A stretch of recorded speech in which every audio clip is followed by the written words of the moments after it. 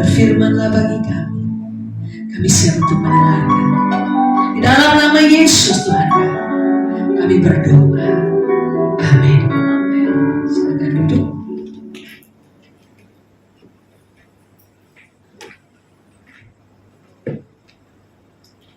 Si Tuhan shalom. Shalom. Satu sukacita boleh berada di rumah Tuhan pada pagi hari ini, bertemu dengan hamba-hamba Tuhan, anak-anak Tuhan yang luar biasa, yang mencintai Tuhan. Kita mau belajar kebenaran firman Tuhan pada pagi hari ini. Kita akan melihat dari kitab Rut 1 ayat 1 sampai 17.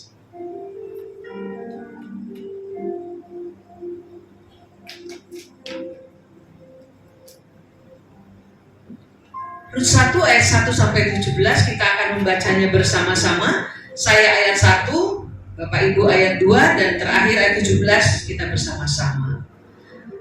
Pada zaman para hakim memerintah, ada kelaparan di tanah Israel. Lalu pergilah seorang dari Betlehem Yehuda beserta istrinya dan kedua anaknya laki-laki ke daerah Moab untuk menetap di sana sebagai orang asing.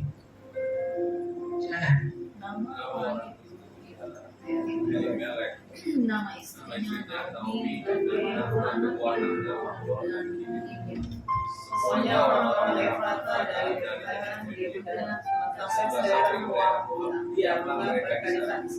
Kemudian matilah Elimelek suami Naomi, sehingga perempuan itu tertinggal dengan kedua anaknya. Keduanya mengambil perempuan yang pertama bernama Orpa, yang kedua bernama Rut, dan mereka diam di situ kira-kira 10 tahun lamanya. Lalu matilah juga keduanya, yakni Mahlon dan Kilion, sehingga perempuan itu kehilangan kedua anaknya dan suaminya. Kemudian bersemaslah ia dengan kedua anaknya dan ia pulang dari daerah Moab. Sebab di daerah Moab ia mendengar bahwa Tuhan telah perhatikan umatnya dan memberikan makanan kepada mereka. Maka berangkatlah ia dari tempat tinggalnya itu bersama-sama dengan kedua menantunya. Ketika mereka sedang di jalan untuk pulang ke tanah Yehuda, berkatalah Naomi kepada kedua anaknya ini, pergilah, pulanglah masing-masing ke rumah ibunya. Tuhan kiranya menunjukkan kasih-Nya kepadamu, sekiranya menunjukkan kepada orang-orang yang telah dalam hatinya kepada. kiranya atas karunia Tuhan kamu mendapat tempat perlindungan, masing-masing di rumah suaminya. Lalu diciumnyalah mereka, tetapi mereka menangis dengan suara keras. Dan berkata kepadanya, tidak, kami ikut dengan kau pulang kepada bangsa. Tapi Naomi berkata, pulanglah anak-anakku, mengapakah kamu turut dengan aku? Bukankah tidak akan ada lagi anak-anak yang kulahirkan untuk dijadikan suamimu nanti? Pulanglah anak-anakku berkirian, sebab sudah terlalu tua aku untuk bersuami. Seandainya pikirku, ada harapan bagiku, dan sekalipun malam ini aku bersuami, bahkan sekalipun aku masih melahirkan anak laki-laki. Masakan kamu menanti sampai mereka dewasa? Masakan karena itu kamu harus menahan diri dan tidak bersuami? Janganlah kiranya demikian, anak-anakku. Bukankah jauh lebih pahit yang aku alami daripada kamu? Sebab tangan Tuhan teracung terhadap aku. Menangislah mereka dengan suara keras. Lalu Orpa mencium mertuanya itu minta diri, tapi Rut tetap berkata padanya. Katalah Naomi, telah pulang iparmu kepada bangsanya dan kepada para allahnya. Pulanglah mengikuti iparmu itu. Tapi kata Rut, janganlah desak aku meninggalkan engkau dan pulang dengan tidak mengikuti engkau. Sebab kemana engkau pergi, ke situ juga aku pergi. Dan di mana engkau bermalam, di situ juga aku bermalam. Bangsaku, dan Allahmu. Bersama-sama, di mana engkau mati, aku pun mati di sana, dan di sanalah aku dikuburkan. Beginilah kiranya Tuhan menghukum aku, bahkan lebih lagi daripada itu, jikalau sesuatu apapun memisahkan aku dari engkau, selain daripada maut. Bapak Ibu, tentunya kita sering mendengarkan tentang peristiwa kehidupan Elimelek. Lebih dikenal lagi adalah Naomi, Rut. Dua sosok yaitu Rut dan Naomi. Kita mau belajar Bapak Ibu. Kita mau melihat, kalau tadi kita baca, kalau saudara baca sampai seluruh pasal-pasal Rut ini, Ini adalah satu story yang luar biasa. Dan kita percaya bahwa ini realita. Ini bukan dongeng-dongeng. Dan ini realita. Karena ujung-ujungnya sampai pada zaman ini itu berlaku, saudara terkasih. Dari kisahnya Ruth dan Naomi ini. Tapi kita mau melihat apa yang terjadi dengan kehidupan mereka. Kita melihat di sini ada sosok namanya Elimelek. Elimelek itu adalah kepala keluarga, suami dari Naomi dan kedua anaknya laki-laki. Dan apa yang terjadi dalam kehidupan mereka? Ternyata di Israel terjadi kelaparan. Karena Israel ini dari zaman dahulu memang selalu terjadi hal-hal yang luar biasa. Dan saat ini pun terjadi hal yang luar biasa. Saudara bayangkan, kita mau belajar akan hal ini, saudara terkasih. Peristiwa kelaparan terjadi di Israel dan keluarga ini memutuskan kehidupan mereka untuk pindah dari Israel ke tanah Moab. Tapi ternyata di tanah Moab itu apa yang terjadi? Bahwa Elimelek meninggal, anak-anaknya pun meninggal, maka tinggallah dua janda, Naomi dan Ruth. Tapi kita mau melihat kisah ini sebetulnya apa sih? Apa yang tersirat dari kisah yang luar biasa ini? Yang pertama kita mau belajar, yang pertama adalah keputusan karena kekhawatiran. Nah, Bapak Ibu, Elimelek ini orang kaya, ya. Oh, dia terkenal, dia memiliki harta, propertinya banyak, saudara. Dan Naomi adalah orang yang memang dalam kehidupan yang, kalau saya pinjam kata-kata Pak Hari, kita pernah ngobrol, middle up and up. Jadi kehidupan yang cukup nyaman, mungkin cukup mewah. Nah, tetapi ternyata tidak diduga. Kita nggak pernah tahu hari esok kita, ya. Kok tiba-tiba kelaparan di Israel itu? Siapa juga mungkin yang menduga. Dan pada waktu itu Elimelek mengambil keputusan karena dia khawatir. Dia nggak bisa kelaparan. Bukan hanya kelaparan saja yang ditakutin, tapi gaya hidup yang akan berubah. Halo? Saudara, sekarang gaya hidup kita seperti apa? Tidak mudah orang memiliki kehidupan dan berubah menjadi keadaan yang berbeda. Tentunya keadaan dari atas ke bawah. Kalau dari bawah ke atas mah siapa yang gak mau, ya? Dari gak punya apa-apa menjadi punya apa-apa, siapa yang gak mau juga? Semua orang berusaha untuk memiliki sesuatu, untuk bisa nyaman dalam kehidupannya. Tapi ketika perubahan itu dari atas ke bawah, itu gak mudah, saudara. Dan itu yang terjadi di keluarga Elimelek, Naomi, dan juga anak-anaknya. Pertama kita mau melihat, ternyata keluarga ini sudah melihat, kalau kelaparan nih gue jadi apa nih? Namanya aja udah kelaparan, artinya benar-benar very poor, sangat di bawah. Wah, lalu keputusan Elimelek pergi dari Israel, karena dia udah tahu, dia udah prediksi. Ini gue bakalan begini nih. Gue gak akan enak seperti kemarin-kemarin nih. Dan Elimelek mengambil keputusan karena dia tahu. Saudara, artinya Elimelek itu apa sebetulnya? Tuhan adalah Raja. Wah, saudara, dari orang Israel itu nama itu sangat berarti, ya. Sangat berarti, nama A artinya apa, itu ada, saudara. Elimelek itu Tuhan adalah Raja. Kalau seandainya Tuhan adalah Raja, apapun keadaanmu, apakah Tuhan tetap Raja? Tetap Raja. Raja itu berkuasa atas kehidupanmu. Raja itu memelihara setiap keadaan kita. Tapi Elimelek tidak seperti namanya. Dia tidak mengimani Allahnya yang menjadi bahkan namanya pun dia tidak peduli. Saudara, ada banyak kita jadi orang Kristen, Tuhannya luar biasa, tapi kita tidak mengimani bahwa Tuhan kita adalah pemelihara.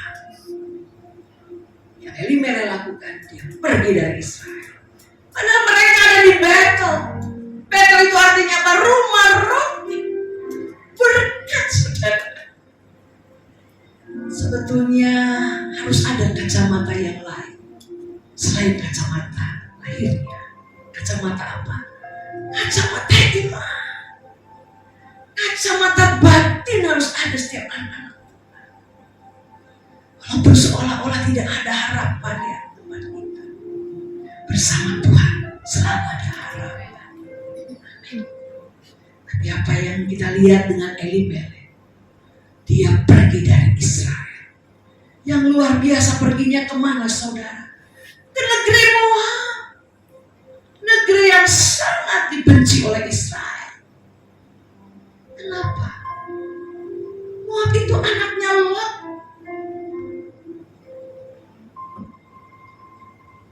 Dan siapa mama dari Lot? Mama dari Moab, anaknya Lot. Terjadi persetubuhan yang jahat, terjadi hubungan yang menyakitkan hati Tuhan.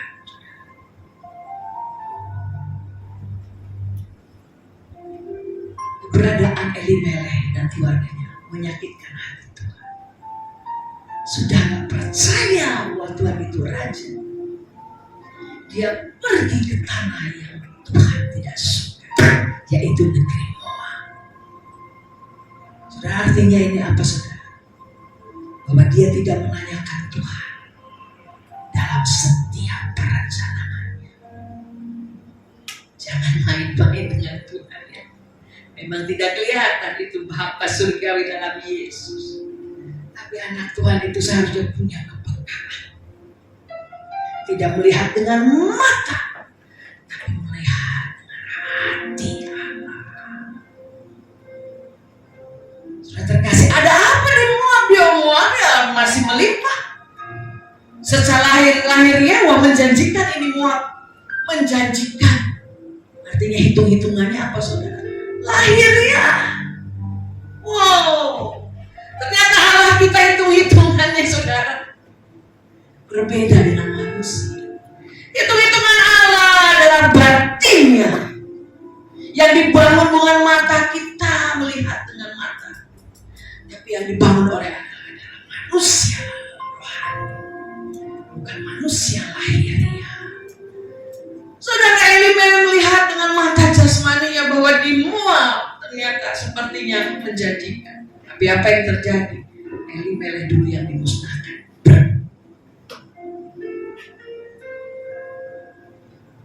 Saudara, di sini ada kedaulatan Allah.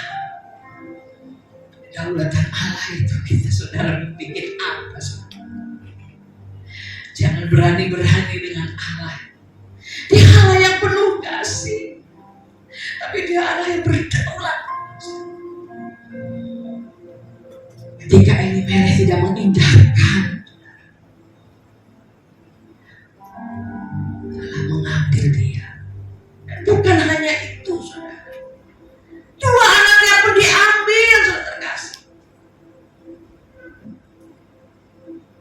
Yang menderita di sini sebenarnya Naomi, ya. Masuk menderita. Istri, anak-anak.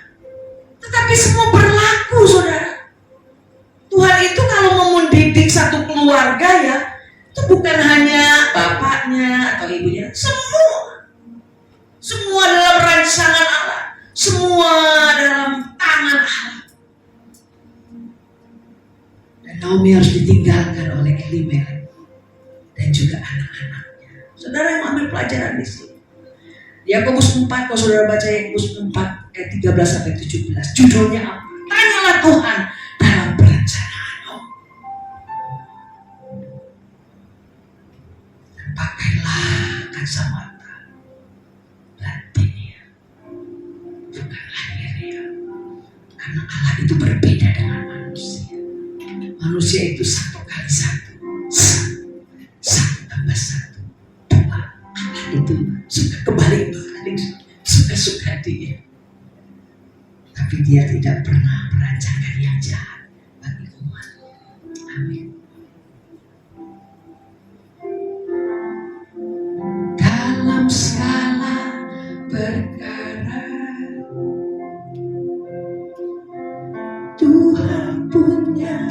rencana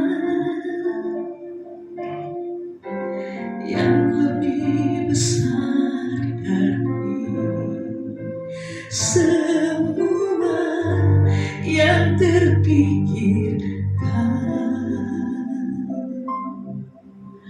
Apapun yang kau perbuat, tanaman sejahat. Sebab itu kulakukan semua denganmu Tuhan.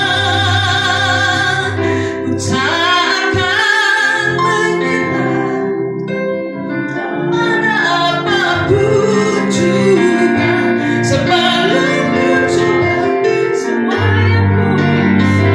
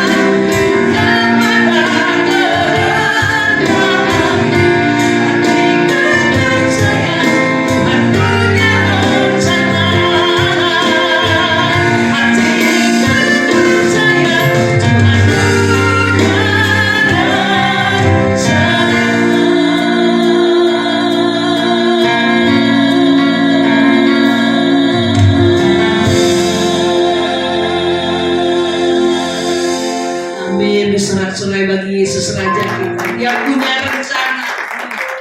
Tidak pernah bermaksud jahat bagi saya dan saudara. Tapi Tuhan mau kita menyertakan Tuhan dalam setiap rencana kita. Kita mau hitung-hitungannya bukan hitungan lahiriah. Memang hitungannya lahiriah. Kalau dia pikiran kita apa aku akan berhasil. Tapi ternyata berbeda. 10 tahun menderita. Ketika Naomi mendengar bahwa telah pulih, Israel telah pulih, dia kembali. Saudara, dia kembali dengan tangan hampa.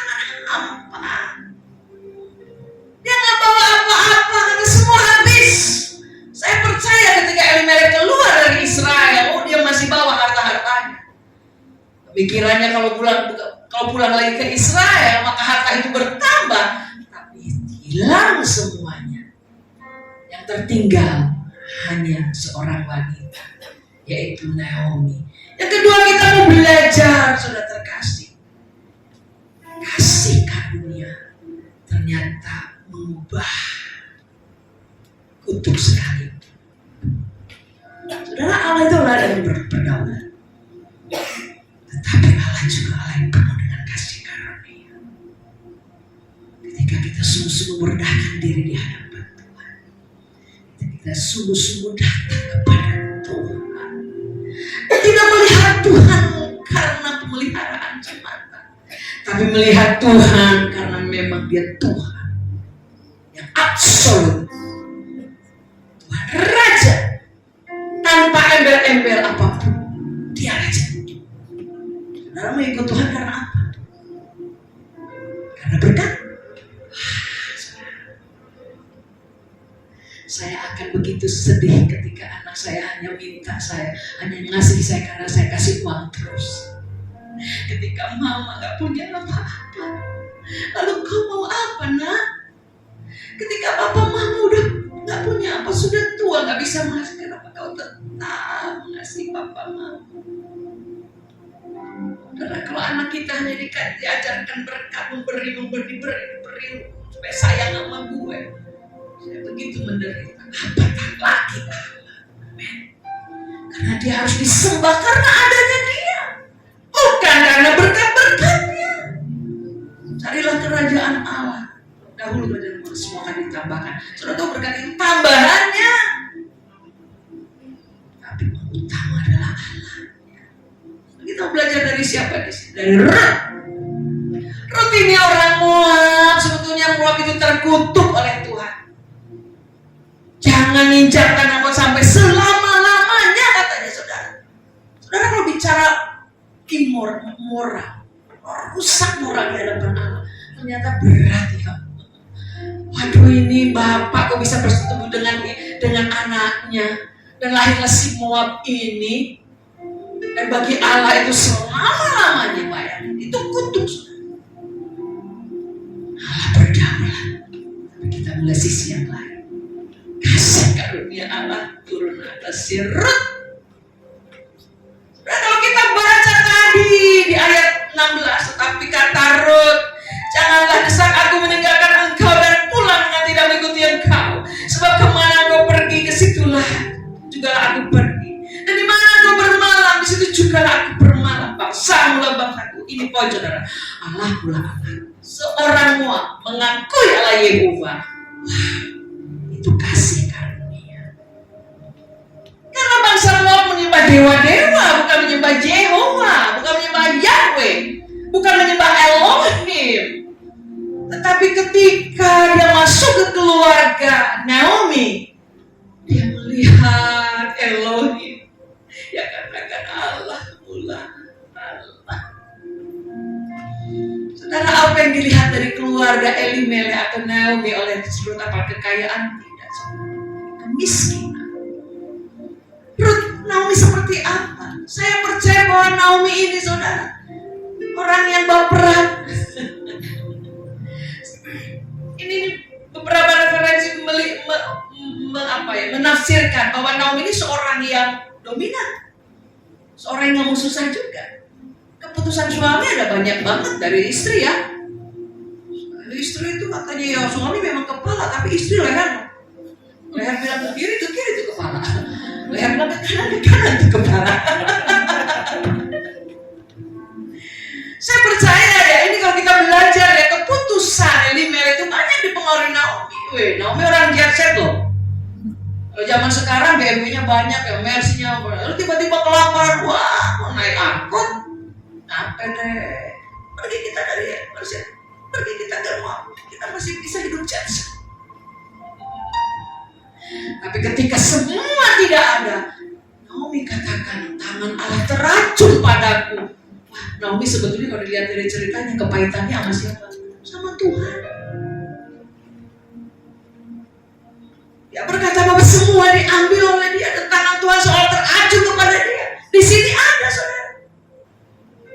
Tangan Tuhan bukan melalui menderita aku daripada kamu karena tangan Tuhan teracun. Artinya apa tangan Tuhan teracun itu? Waduh, Naomi.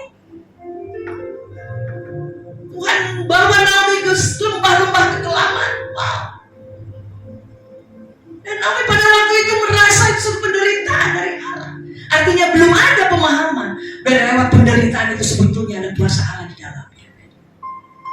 Saudara melihat kekristenan itu jangan dari sisi yang enak-enak saja. Karena kenyataannya dunia ini tidak mengenakan. Saudara melihat bahwa segala sesuatu ada dalam Yesus, ya, gampang semua. Waktu COVID itu kenapa banyak pendeta mati, saudara? Udah gitu, kurang ada mujizat pada waktu itu ya. Dan pertama klasternya klaster hamba Tuhan lagi. Aduh capek deh kalau gitu. sedang dalam acara urapan. Masa sedang ada urapan COVID-nya nggak mental? Saudara, itu manusia tuh nggak bisa. Nggak bisa kita hitung kuasa Allah, absolut Allah itu dengan hitung-hitungan manusia. Ketika mereka semua mati, mau bilang apa? Mujizat itu nggak terjadi waktu itu. Karena di balik semua itu ada absolut Allah. Kita harus tahu itu. Allah bekerja bukan dengan cara manusia, tapi cara Allah sendiri. Tapi saya katakan tadi bahwa kasih karunia Allah mengubah kutuk menjadi kasih karunia yang besar keselamatan. Itu terjadi di Rut. Seharusnya Rut itu tidak menjadi hitungan, tapi menjadi hitungan Allah. Saya dan saudara sebetulnya nggak dihitung oleh Tuhan. Kalau kita lihat ke belakang, saya bisa selamat karena kasih karunia. Pak Hari juga ya. Ada satu lagu kata,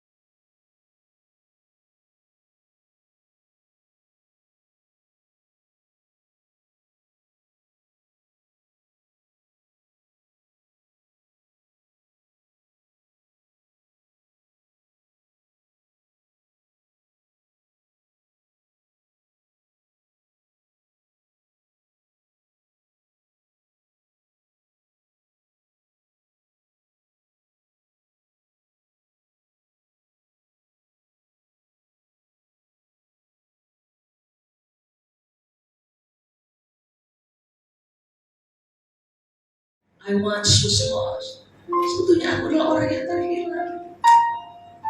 Melihat masa lalu kita malu banget ya. Apa-apa. Ini gak layak. Penuh dengan dosa. Penuh dengan ketidakmampuan. Penuh dengan kekurangan. Penuh dengan ketidaklayakan. Tapi darah Yesus kasih karunia membuat saya dan saudara bisa dilayakkan saat ini.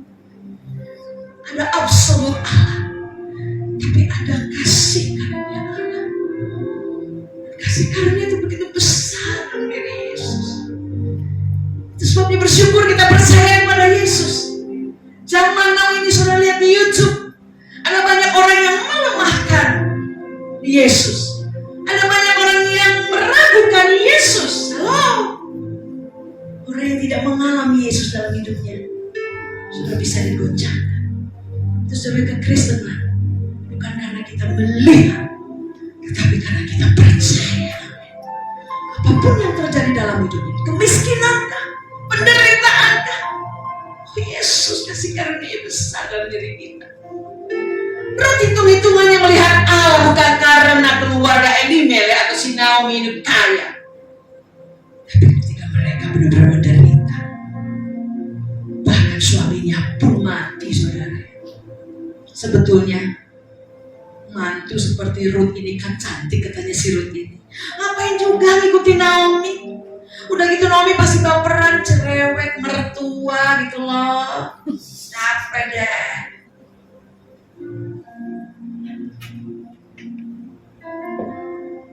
Apalagi mertua orang Batak kali ya. Tidur terus ini mantuku ini. Anak bodoh. Gak bisa masak orang main ini. Gak bisa masak. Aduh. Masak asik dong. Saya rasa terus. Kalau Ruth hitung-hitungan, pasti si Naomi ini, apalagi mati suami. Waduh, sudah bukan hal yang gampang. Kalau Naomi nggak pulih benar-benar, waduh. Tapi Ruth itu sudah memiliki Yahweh, sudah memiliki Allah Elohim, saudara.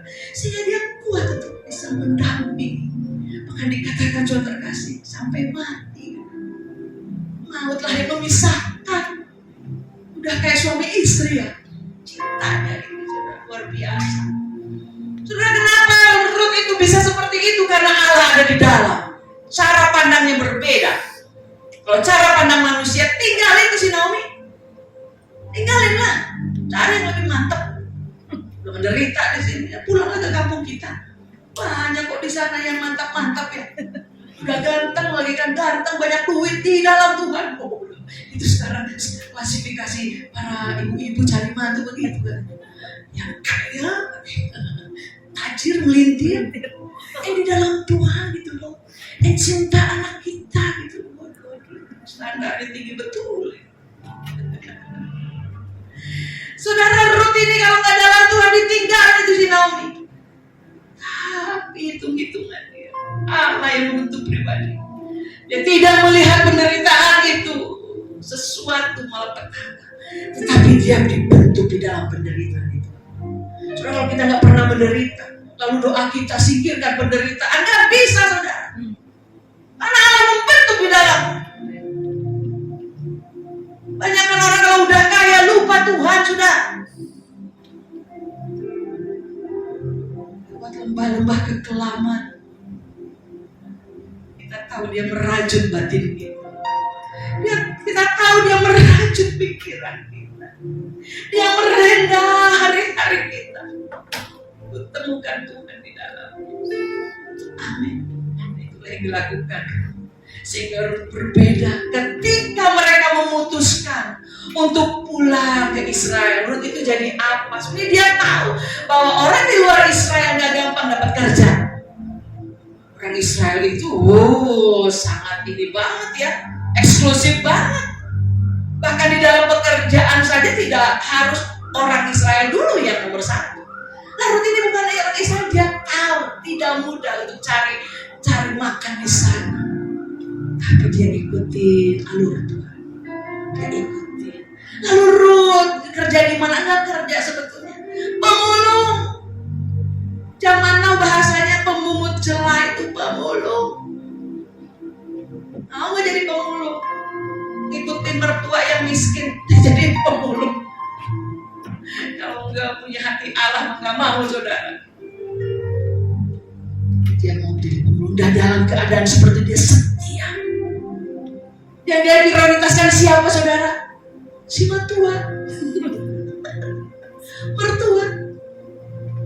Saya pakai bahasa Batak, orang Batak ya. Mertua dulu diprioritaskan.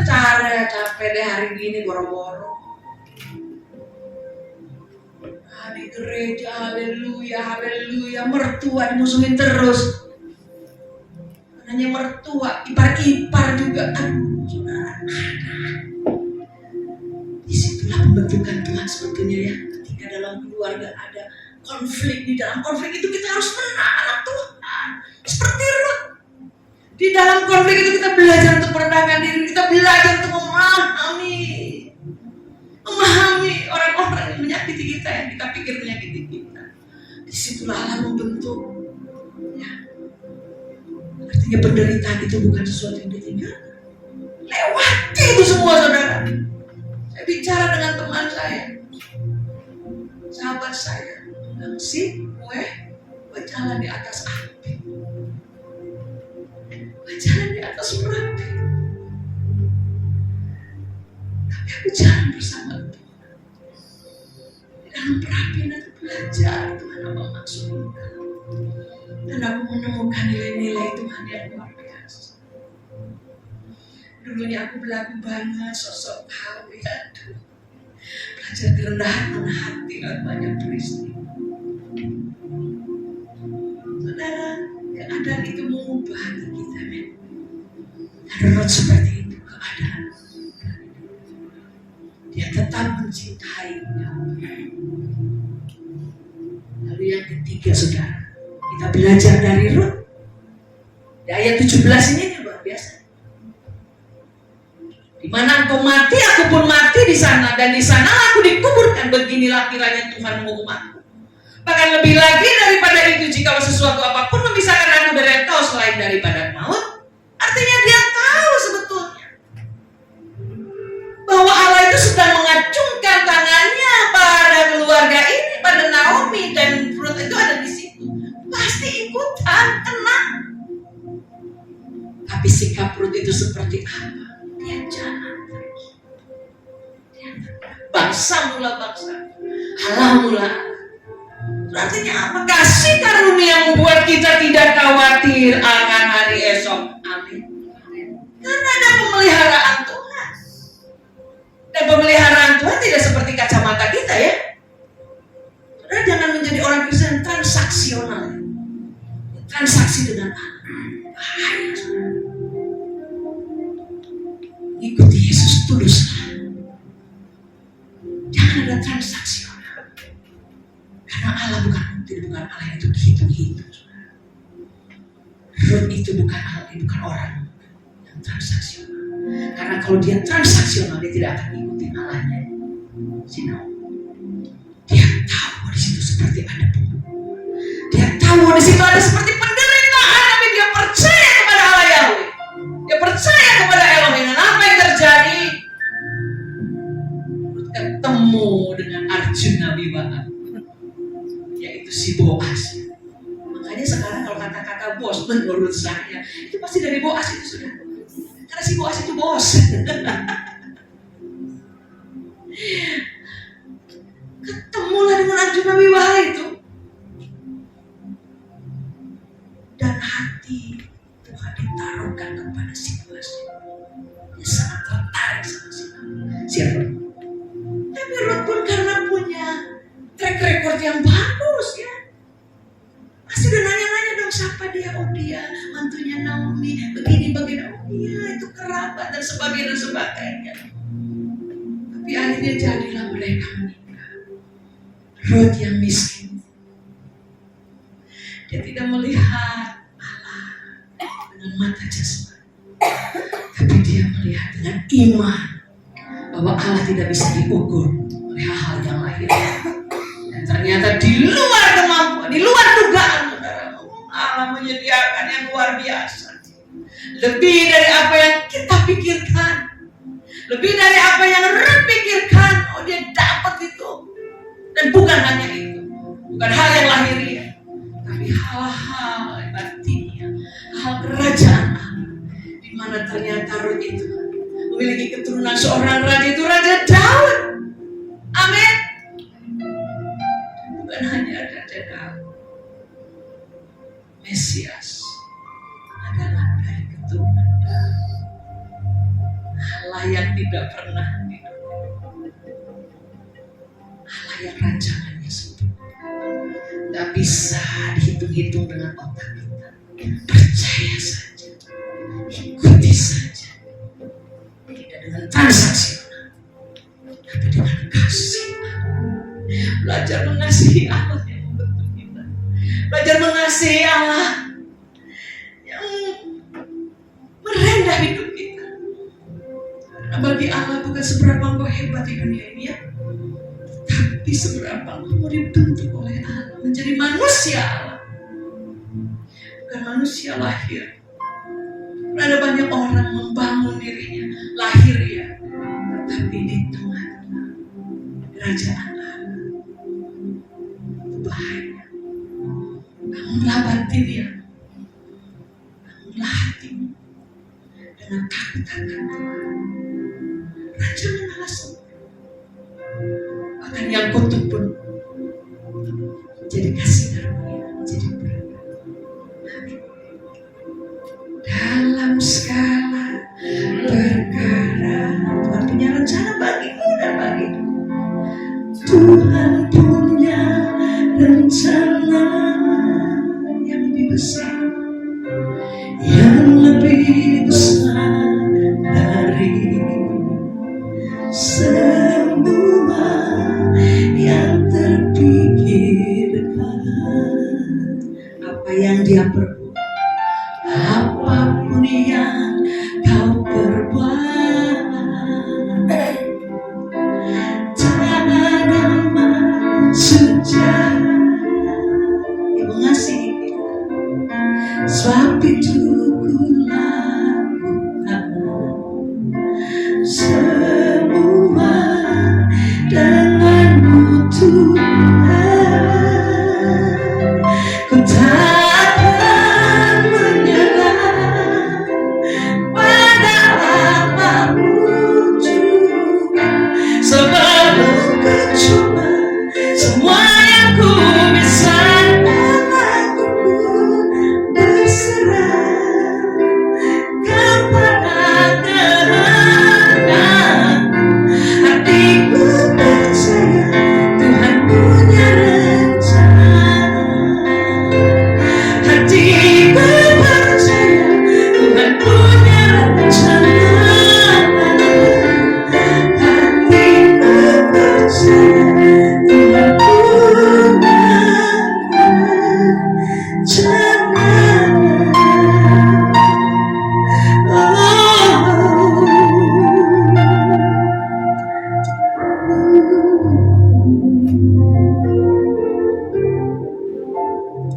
Bapak Ibu, Tuhan ada di tengah kita.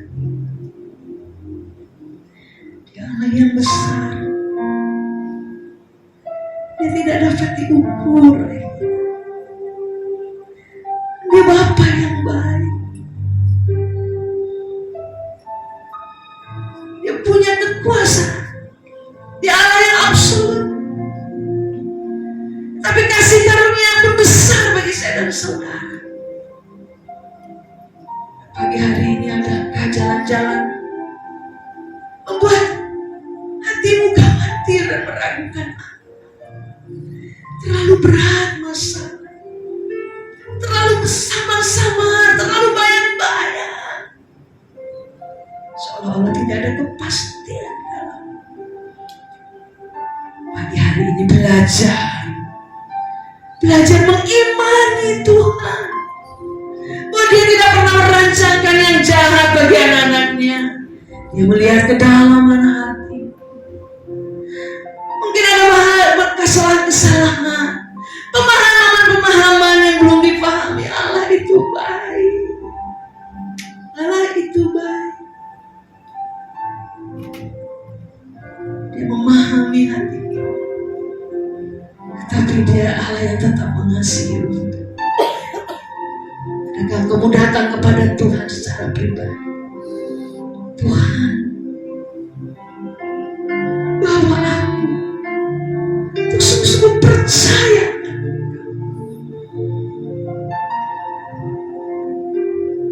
Walaupun sekelilingku banyak meragukan aku, tapi Engkau Allah yang menjamin hidup, Allah yang membentuk pribadi. Saudara bicara kepada Tuhan, bicara kepada Dia. Dia Bapa yang baik. Haleluya. Bapakku yang baik, sangat ku cinta, kasih-Mu padaku semakin nyata ku rasakan.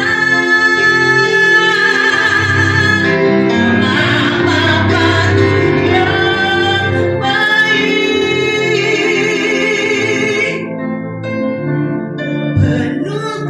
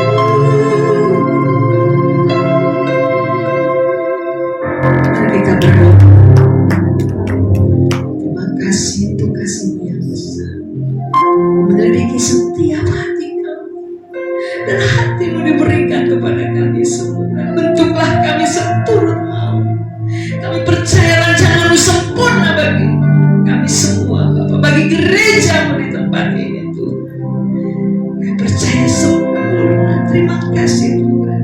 Terima kasih, kasih karunia, kasih sayang menyertai kami selalu. Di dalam nama Yesus.